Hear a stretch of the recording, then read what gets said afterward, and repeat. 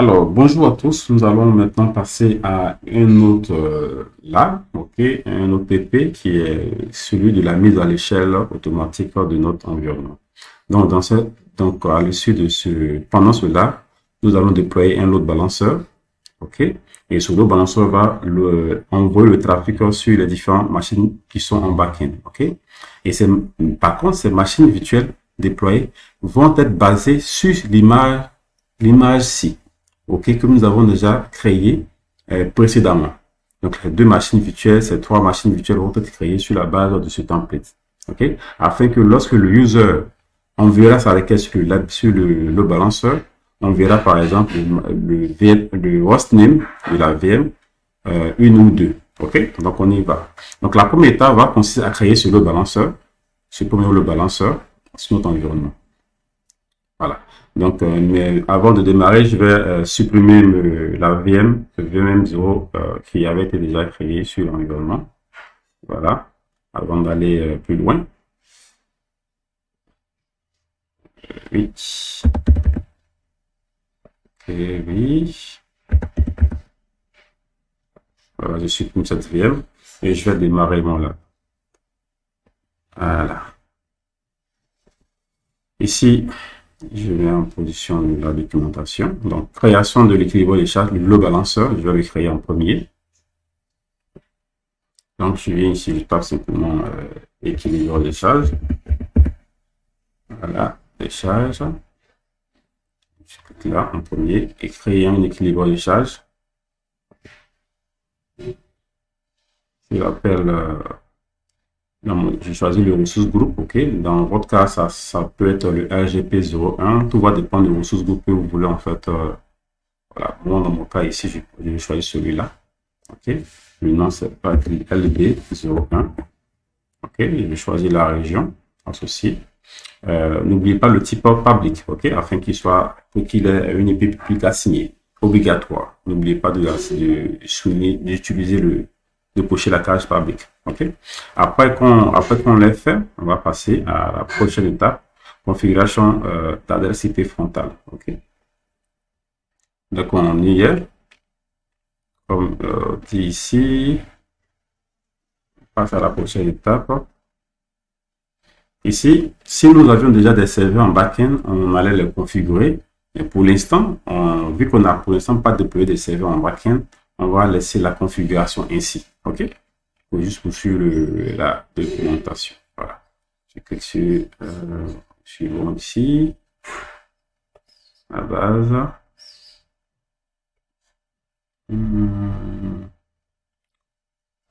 LB01. Voilà. On est bon, les points principaux. Next.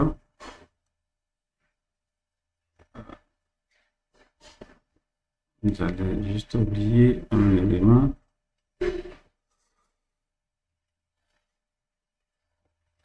Voilà. Public IP. IP, on va dire public, le nom de l'IP en fait en question, qui va être assigné. Ici, je vais demander à ce que une IP publique en fait soit assignée à mon load balanceur. OK? Comme c'est mis ici.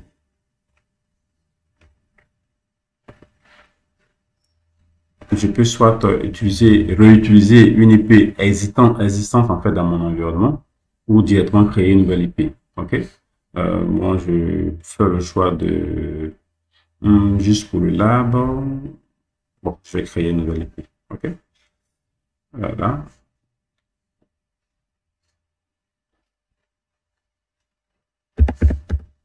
LB IP.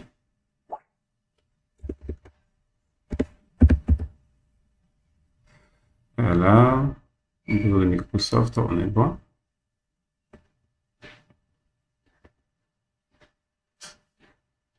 Voilà. Donc, attendre de là, on ajoute notre IP public à notre load balanceur. Okay. Et je peux cliquer sur créer.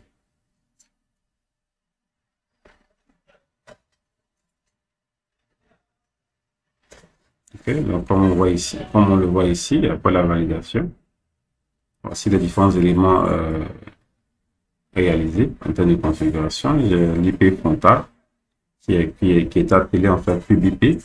OK. Et ainsi de suite. Donc, je lance, je clique sur créer.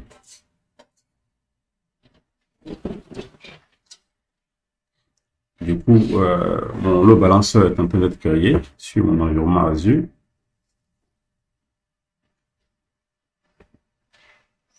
Voilà.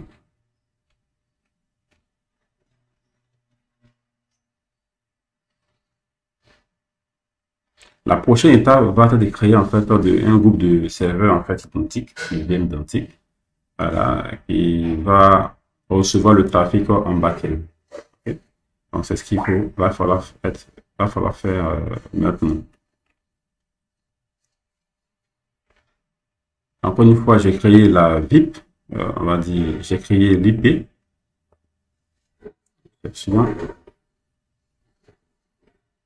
J'ai créé l'IP public, l'IP qui est en front ici. Okay, mais je n'ai pas créé le pool de ressources en backend. Okay, je vais d'abord créer mes serveurs, ces serveurs-ci en premier via le groupe de ressources identiques. Je vais d'abord les créer et je vais les associer à mon load balancer en front. Okay. Donc on y va. Donc pour ce faire, je n'ai qu'à entrer le groupe de machines virtuelles identiques. Groupe de machines virtuelles identiques. Okay. Et je choisis. Partant de là, je clique sur la création d'un nouveau groupe. Ok, je choisis le groupe de ressources dans lequel ils seront.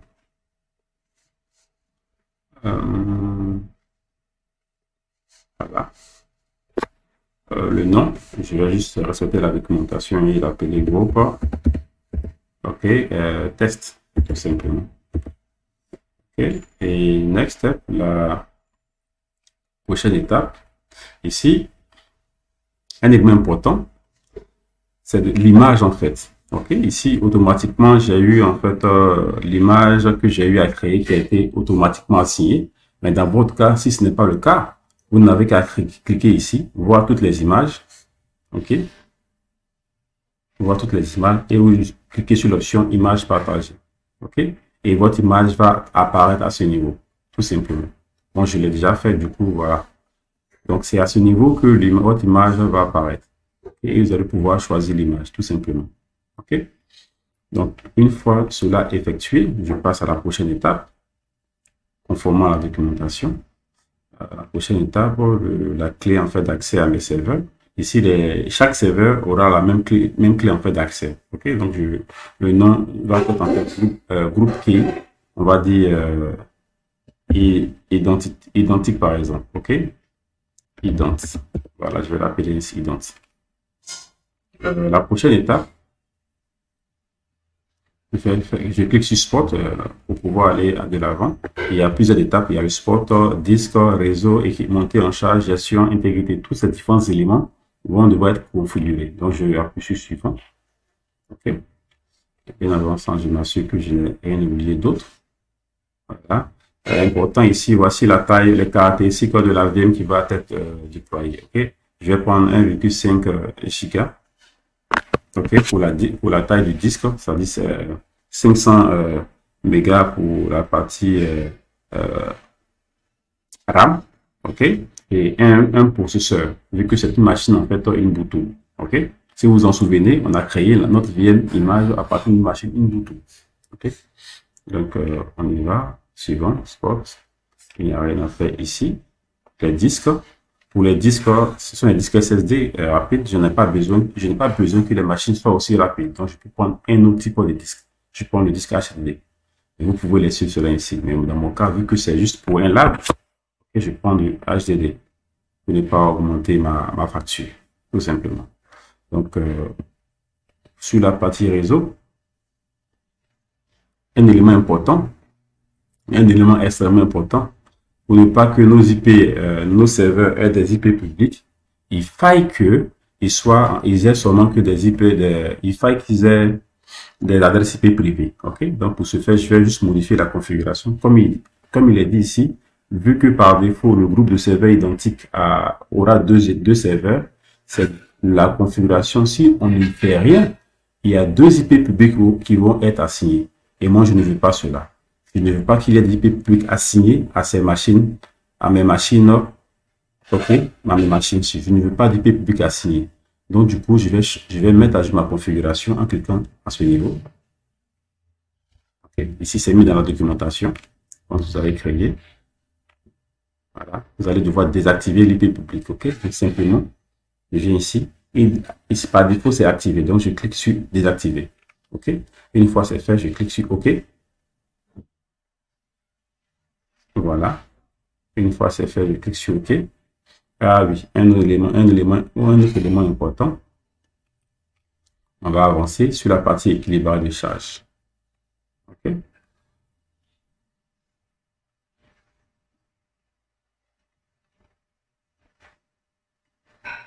Équilibrage de charge. J'ai juste une alerte ici. Je vérifie juste.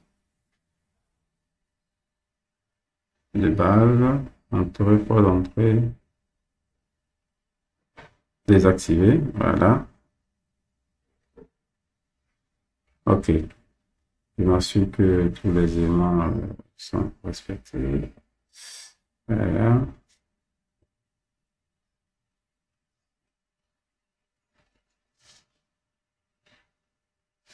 OK. Ensuite, la passerelle, il faut la configurer. OK. Ah, du moins, l'équilibre de charge Azure. OK. Il faut que je la configure du moins. J'ai pas les passwords. Donc, je choisis le LB01. Voilà. Comme étant mon serveur en front. OK.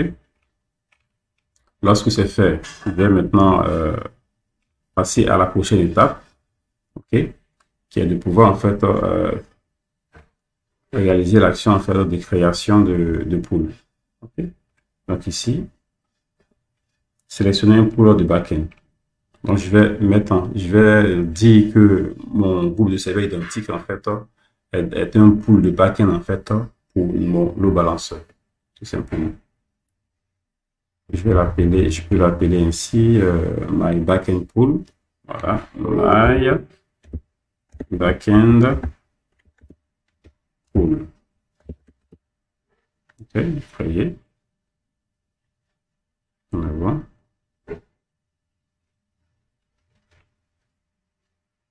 Un élément important. Quoi d'autre? Comme vous le voyez, la lettre a disparu ici. To allow the traffic to your load balancing, please update of the appropriate port configuration on your network security group. Normal, puisque je vais devoir en fait mettre à jour le flux réseau afin d'autoriser le port 443 de l'extérieur vers mon load balancer. Donc, pas grand chose à craindre. OK. Donc ici, on est bon.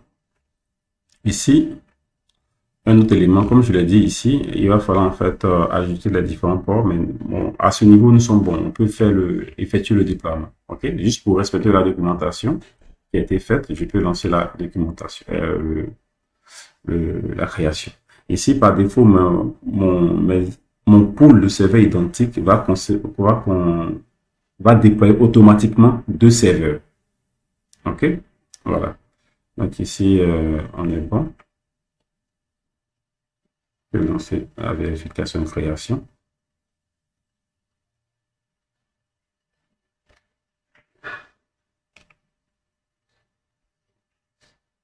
Ok, tout est bon pour moi. Je lance la création. Je vais télécharger la clé privée la clé privée qui va me permettre de pouvoir me connecter à mes instances. Ok. Il faut la télécharger, la conserver quelque part. Ok.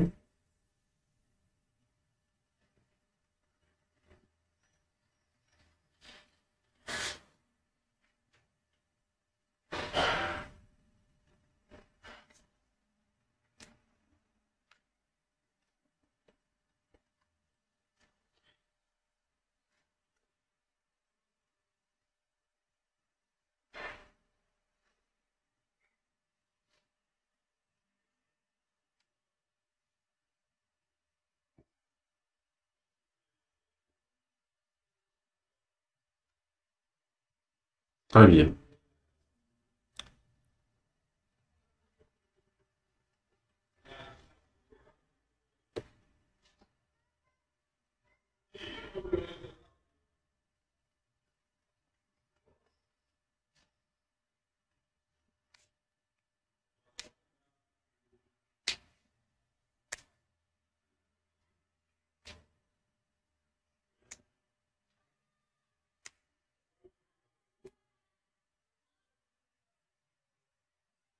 OK.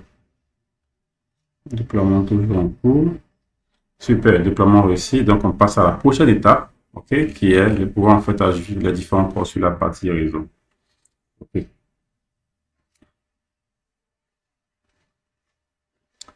Donc, ici, on vient sur notre groupe de ressources, à la groupe de machines identiques. OK, on est bon. On passe sur la partie réseau. Un élément important qui va être fait, puisqu'il va falloir que, ici, il faut qu'on puisse ouvrir le port. Je vais préciser juste le port. CTRL D.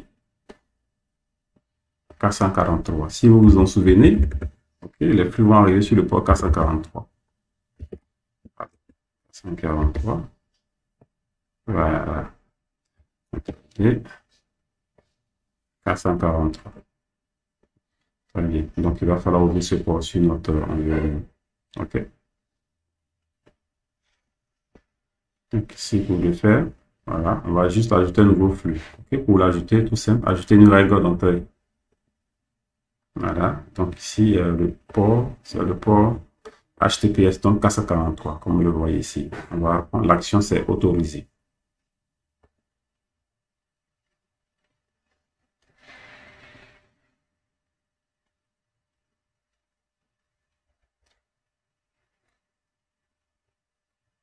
Très bien. Une fois cela fait, on va passer à la prochaine étape. On refait toujours conformément à la documentation. Passer à la prochaine étape.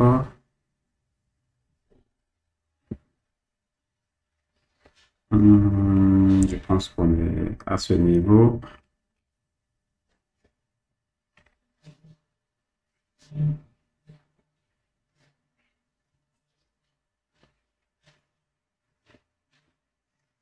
On va repartir sur notre load balanceur, équilibreur de charge, notre LB. On va maintenant configurer le test de vie. OK?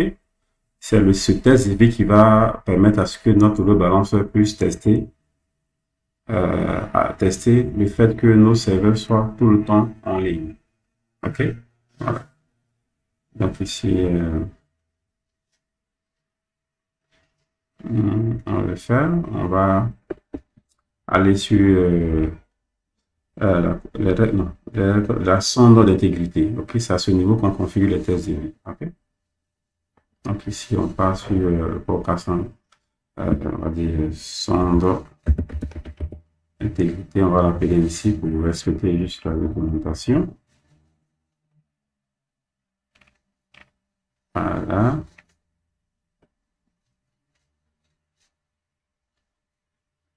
Voilà, on va dire qui sont et qui sont. Voilà, donc on dit ajouter sur le port 80.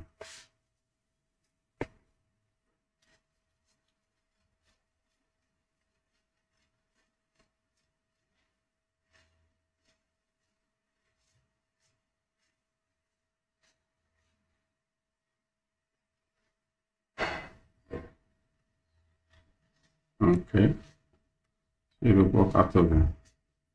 Très bien. Donc, autre élément important qui va être réalisé, prochaine étape, et qui sont configurés. On va maintenant passer à la règle en fait de l'équilibrage des charges. Mais avant cela,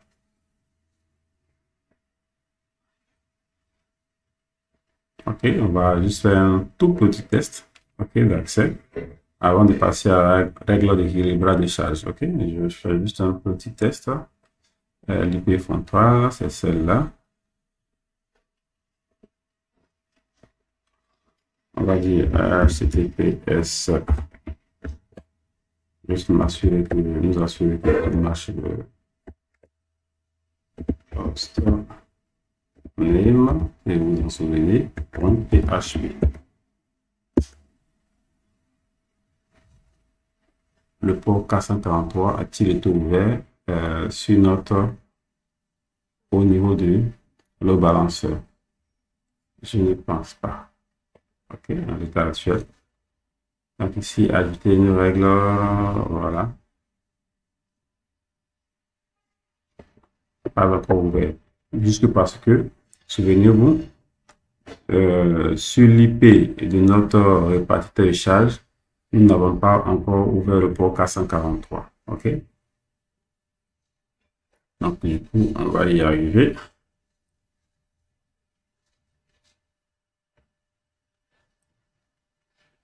Et donc, je reviens ici. Donc, ici, les règles de répartition de charge. Je vais maintenant créer une règle en faveur d'équilibrage de charge. OK? Il va en même temps permettre l'ouverture du port. Donc, ici, et qui règle. Qui roule, on va dire c'est ainsi, qui roule. Donc ici, l'IP de front-end, super. L'IP de front-end, c'est mon IP public. OK. Ensuite, le port. OK. Ici, je suis dans le domaine TCP. Donc ici, le port va être tout simplement le port 443. OK. Voilà. La sonde d'intégrité qu'on a déjà créée, le petit son. Voilà, je pense après ça, on est bon. Voilà, on va activer la flottine IP. Alors, par rapport de, on est arrivé là. Voilà, tout est bon. Donc, on peut maintenant lancer la création. J'espère que tout est fait. OK. Donc, on enregistre.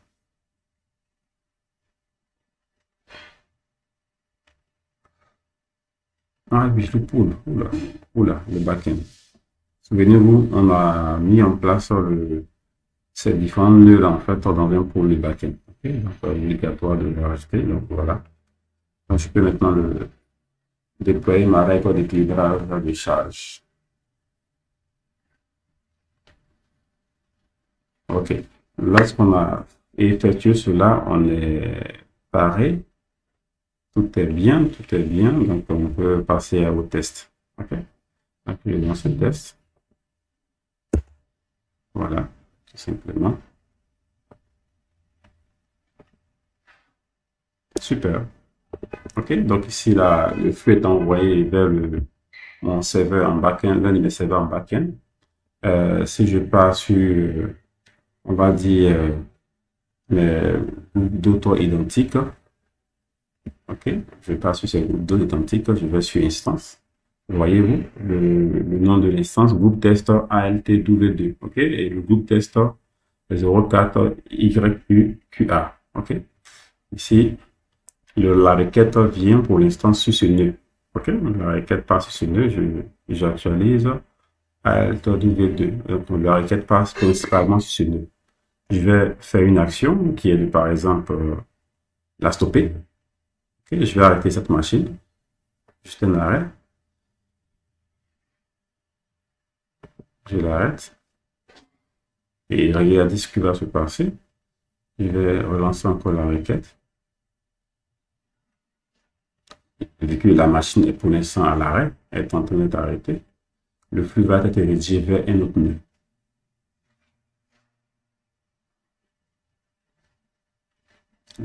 Voilà, tout simplement. Il a été rédigé vers le deuxième nœud.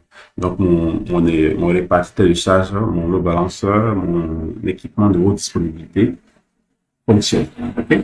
Donc, la prochaine étape va être de pouvoir mettre en place la règle de mise à l'échelle. Ok, la mise à l'échelle, pour pouvoir le faire, on ne peut pas le faire directement. Ok, pour pouvoir tester cela, il nous faut simuler une montée en charge du CPU sur le serveur.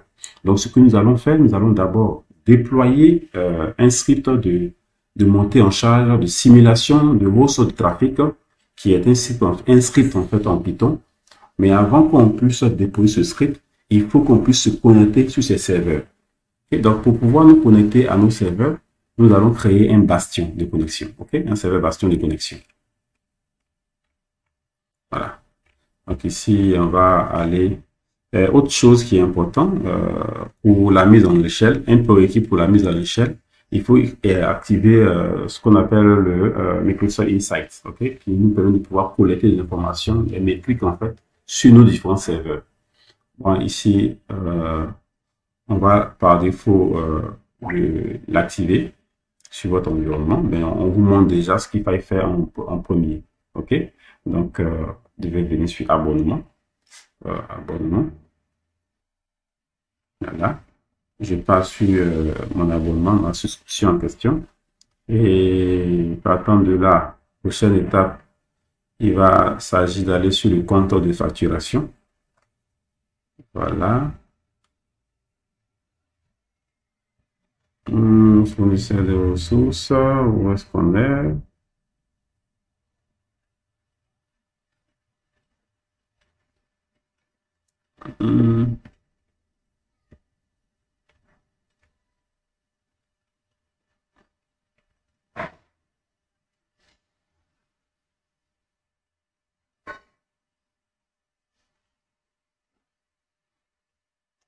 Ok, un instant, je vais arrondir juste un tout petit peu. Alors, parlons, lorsqu'on est sur le fournisseur de ressources, très bien. Fournisseur de ressources. Voilà, fournisseur de ressources. Je vais sur Insight. Il faut en fait activer en fait le Insight. Là, je l'ai déjà fait. Donc, ici, pour pouvoir activer la mise à l'échelle, il faut que l'option en fait, la ressource en fait, Microsoft Insight soit activée. Il va falloir enregistrer, activer votre compte, ok, votre souscription à Microsoft Insight afin qu'il puisse collecter les métriques de votre serveur qui vont nous permettre de pouvoir en fait activer la partie montée en charge. Ici, c'est aussi pour la facturation, ok. Donc, on y va. Après, on l'a déjà fait, c'est registre. OK. Si ce n'est pas fait à votre niveau, vous aurez un instant.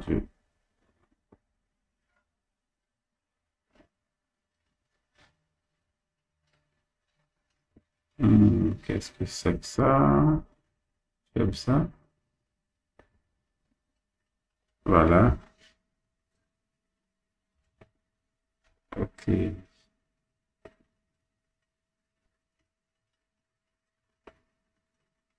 OK, très bien. Donc, si ce n'est pas fait, en fait, il va falloir le faire obligatoirement sur votre environnement. OK. Après l'avoir fait, on va passer à la partie mise à l'échelle. On passe sur la mise à l'échelle. Je reviens sur le groupe de test, sur mon groupe à haute disponibilité.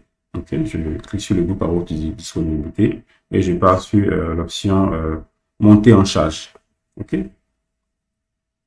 Lorsque la montée en charge lorsqu'on y est, je clique sur l'option mise à l'échelle automatique obligatoire, mise à l'échelle automatique, et je clique sur ajouter une règle. OK. Juste mettre à l'échelle selon une mesure. OK, il faut cliquer sur l'option. J'agrandis un tout petit peu pour vous, pour l'ensemble. OK, mise à l'échelle sur mesure. OK, voilà. Donc, lorsque je clique sur l'option qui me permet de pouvoir en fait ajuster en fait la mise à l'échelle selon ma mesure.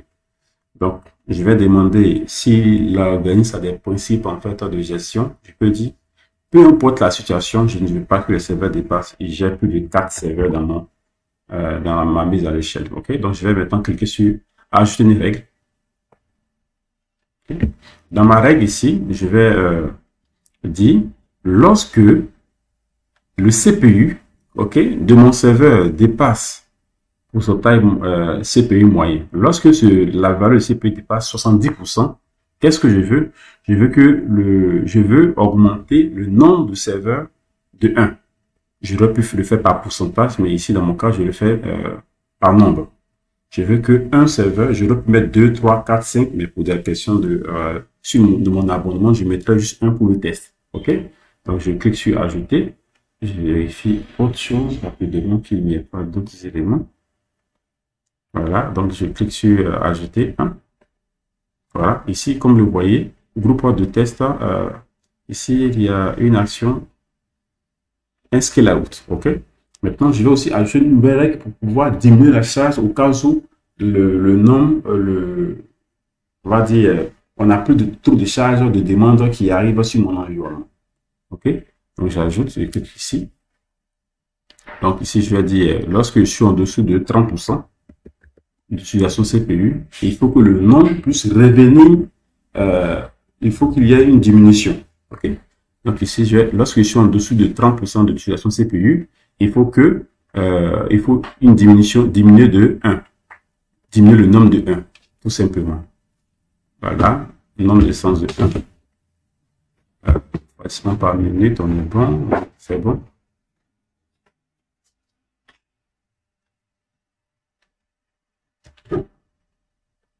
Okay. Donc ici, on va juste, je clique sur ajouter. Voilà. Donc ici, comme vous voyez, c'est la règle de scaling, ok, de diminution. Ok. Ah oui, un instant. Oh là là. J'ai, comme vous voyez, supérieur. Donc il faut que je modifie. Lorsqu'on est, la valeur est supérieure, important. Donc j'ai plutôt mis supérieur, donc je mets inférieur à, important, pour que le nombre puisse baisser. Inférieur à, ok, n'oubliez pas, inférieur à. Donc mettre à 1, voilà. Donc ici, lorsque la charge CPU est supérieure à 70%, on va avoir un serveur qui va être à rajouter. Lorsque la charge CPU est en dessous de 30%, on a une réduction de un serveur. OK? Donc ici, je mets une valeur maximale, le serveur n'est jamais dépassé dans mon environnement. OK. Donc, très bien. Lorsque ceci est fait, il faut pas, n'oubliez pas de enregistrer. OK? Enregistrer votre règle de montée en charge. Donc, j'enregistre. Voilà. Une fois cela est réalisé, on va passer à la prochaine étape rapidement. Très bien.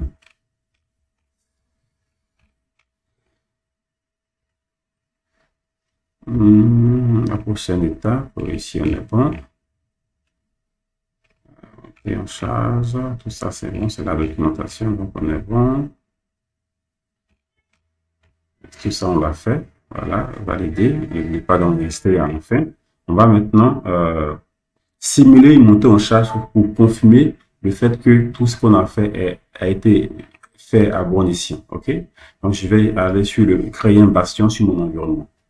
Ok, mon environnement je vais sur créer un bastion, sur bastion, que je vais créer un nouveau bastion qui va me faire un jump, faciliter un jump à l'image d'un serveur Walix qui a été déployé en l'entrée de l'entreprise. Je vais pareil. Donc, je vais créer un nouveau bastion. Je pars sur bastion. Bastion. Voilà, je pars sur bastion. Voilà. Ok, créer un nouveau bastion. Très bien, je vais créer un nouveau bastion que je vais appeler toujours dans mon groupe de ressources. Ok, ma ressource, je vais l'appeler Bastion ECI. Ok, très bien. Le réseau virtuel dans lequel il va agir, c'est dans le réseau en fait MyRessources GroupNet. Ok, n'oubliez pas, c'est important. Je vais créer un sous-réseau pour ce bastion. Donc ici, rapidement, je vais créer un crayon.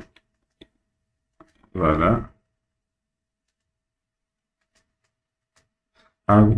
Comme vous le voyez ici, il va devoir avoir une IP publique. OK? Et dans ma configuration, je pense que je n'ai pas, j'ai plus de 3, j'ai déjà atteint le quota de 3 IP publiques. Je vais juste supprimer. On va revenir à là tout à l'heure. Je vais juste supprimer Voilà, je vais juste supprimer cette IP publique dont j'ai pas besoin. Je vais juste la supprimer, la libérer, la supprimer, dissocier et la supprimer pour récupérer des IP publiques. Voilà. OK. OK. Donc, je viens ici. Je vais ensuite la supprimer. OK. Supprimer pour pouvoir récupérer la ressource. Voilà.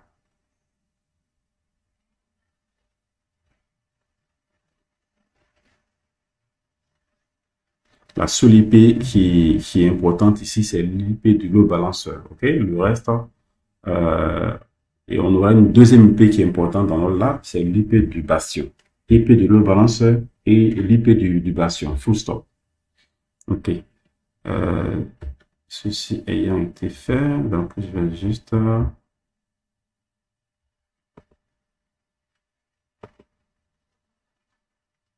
rafraîchir. Voilà, je n'ai plus que, donc je vais pas au niveau du bastion. Je vais créer mon bastion.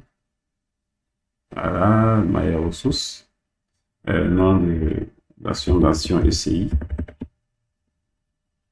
Je crée un réseau et je vais sur le réseau virtuel en fait de ma ressource groupe. Le sous-réseau, je vais créer un nouveau sous-réseau. OK. Le nom du réseau doit être de nom Azure Bastion Subnet, comme il a été spécifié à ce niveau. OK. Donc, et là, je crée un nouveau réseau. Donc, sous-réseau, je l'appelle Azure. C'est mandatory ce nom. Bastion Subnet. OK. Voilà, je suis enregistré. Pour respecter cette nomenclature, c'est absolument obligatoire. OK, donc lorsque je termine ça, je reviens juste en arrière en cliquant ici, je fais un retour arrière. Automatiquement, le Azure Bastion Subnet a été récupéré. La prochaine étape va être de pouvoir en fait lancer la création, conformément à la documentation. Je vais la documentation hein, juste à côté, je crée. Voilà, on crée le sous-réseau. OK. Ensuite, la prochaine étape va être, voilà, comme vous le voyez ici. OK. L'IP public qui va être utilisé. Voilà. Donc, on est bon. Ici, pas d'autre. Créer un bastion. Donc, on crée le bastion maintenant. OK. Validation est en cours.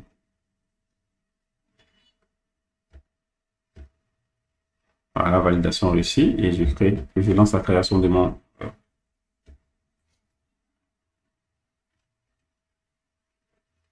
Très bien. Le déploiement de mon bastion est en cours. Très bien. Après avoir fait cela,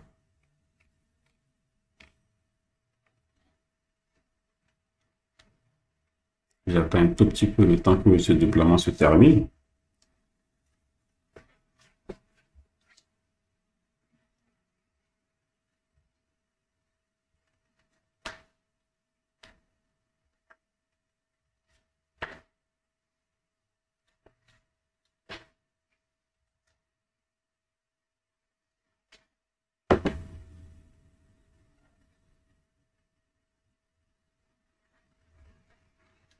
On attend un tout petit peu.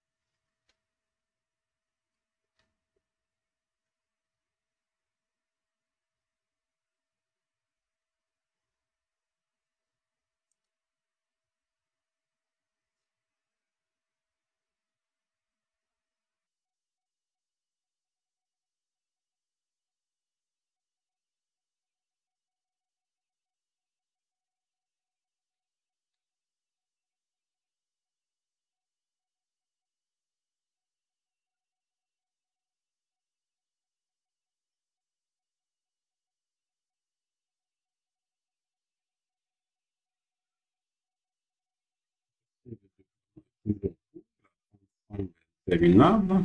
Donc, il va falloir juste patienter.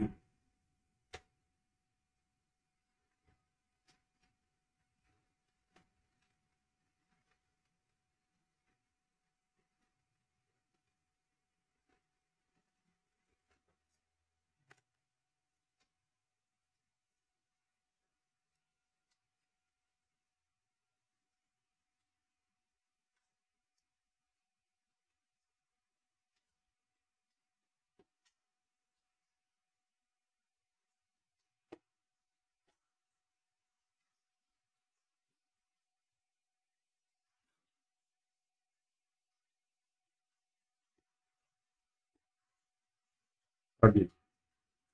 Ok. Donc, notre bastion a été déployé, ok, avec succès. Donc, on va juste, le bastion a été déployé avec succès. On va juste récupérer l'IP public, l'IP de notre bastion. Donc, comment est-ce qu'on le récupère? Il est ici. Voici l'IP public assigné à notre bastion pour la récupérer et mettre cela sous le coude. Voilà. Donc, ici, je le conserve à ce niveau. Très bien. Maintenant, comment on s'y prend pour se connecter à nos différents nœuds? C'est tout à fait simple. Je repasse sur le serveur, le groupe de serveurs identiques. OK, je repère le nœud sur lequel je veux me connecter. Je passe sur instance. Voilà, celui qui est en cours d'exécution. Je passe sur ce nœud, tout simplement. Et je clique sur connecter. OK. Parmi les autres de connexion, je passe sur bastion. Bastion. Voilà, utiliser un bastion. Voilà. L'utilisateur, souvenez-vous, le user qui avait été utilisé pour pour la création des VM identiques, c'était Azure User. Okay. Azure User. OK. Le mot de passe, on va plutôt prendre une clé. OK. La clé sur le fichier local. Souvenez-vous, c'est cette clé, groupe identique.pem. Okay. On va le récupérer pour pouvoir effectuer la connexion sur notre serveur. Il va sur téléchargement. Voilà, ouvrir. Connexion, je lance la connexion.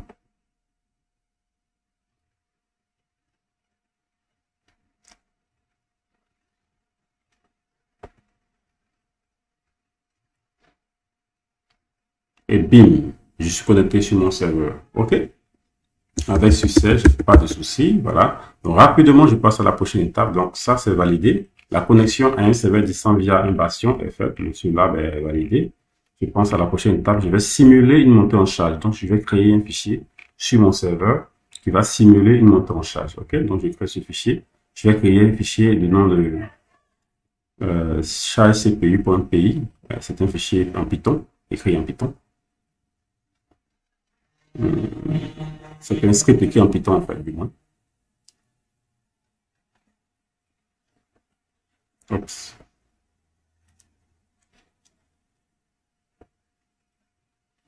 Okay. Je vais juste le coller.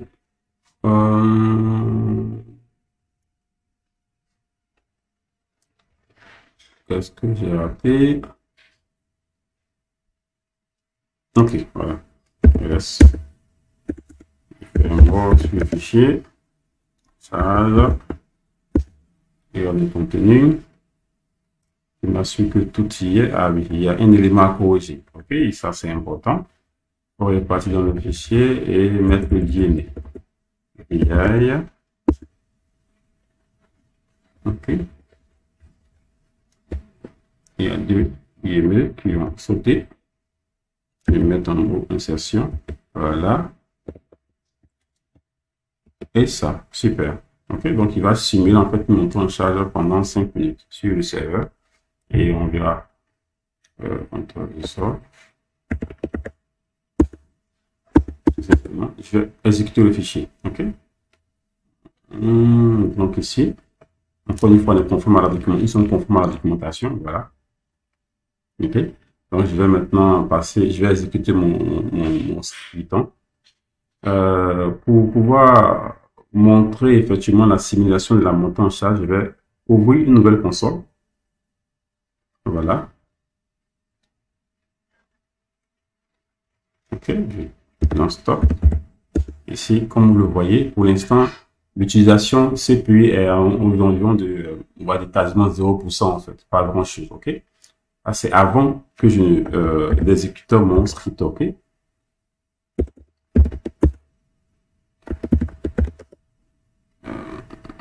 OK. Ici, je suis une VM Ubuntu Linux, une Ubuntu 10.04. Voilà.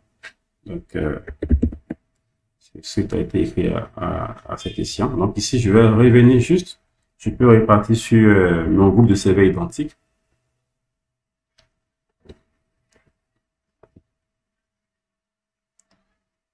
Je vais passer sur le groupe de serveurs identiques. Et on va observer combien de serveurs nous avons à l'instant. Pour l'instant, nous en avons 2 avant l'exécution. Je vais exécuter le script en question. S'il y a une erreur, on verra bien. Très bien, il est en cours d'exécution et on observe la charge monter à 36 et 100%. On est à 100% de CPU sur nos serveurs. OK? Voyons voir ce qui se passe sur notre environnement. Je vais rafraîchir tout juste.